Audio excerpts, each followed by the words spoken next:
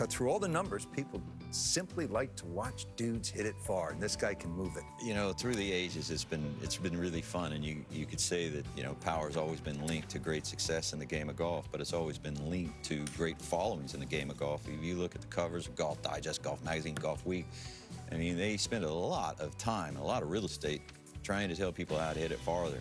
You want to hit it farther, you just got to turn more. You gotta turn your hips more. You gotta turn your shoulders more. You gotta get your hands up right. You gotta lift your lead heel. We'll take a look. Well, let's go back and look at John Daly. Believe it or not, led the PGA Tour driving distance 11 years. 11 years. Nobody sniffed leading it that many times. And this is to my point. This is everything. You know, turning the hips, lifting the lead heel. And speaking of turning the hips and lifting the lead heel, getting the hands upright. Bubba Watson led the PGA Tour in driving distance 5 years. Probably had the best year in strokes gained off of the tee of anybody in 2014. And Davis Love, really high hands and lifting that lead heel. Big turn. I played with Davis Love in college. I couldn't believe it then.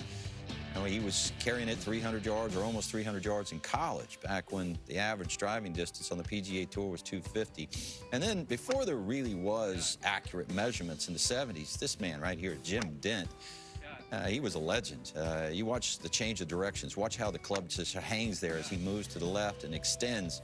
He could flat out move it. And speaking of somebody who could flat out move it, you know, it's too bad that they didn't have driving distance measurements from 1962, his rookie year, to 1980. But in 1980, he was still moving it out there and hitting it pretty darn straight, Jack Nicklaus. And Sam Snead on the way to 82 wins. You know, he wrote so many books about the swing. He talks about the trigger move. Watch that right leg kick in before he takes it back.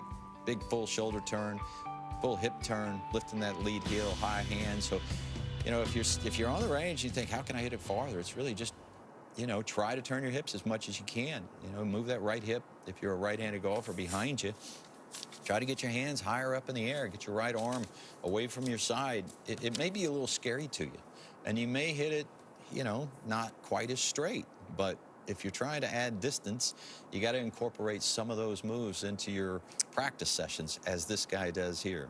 Jim Dent once won the National Long Drive. Yeah. And after this year's Masters, I went and hung out with Jim and his son and some of their pals. It's a phenomenal public track in Augusta. Yeah. I encourage everybody to go there.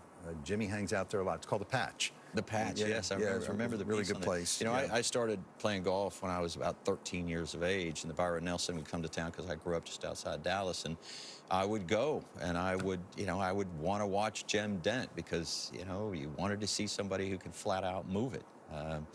You know, it was certainly something I was interested in, but you know, you didn't really know where power came from then. You just look at Jim Dent. He's a big old guy, and you think, well, I'm Still in never going to shape. be that big. Yeah.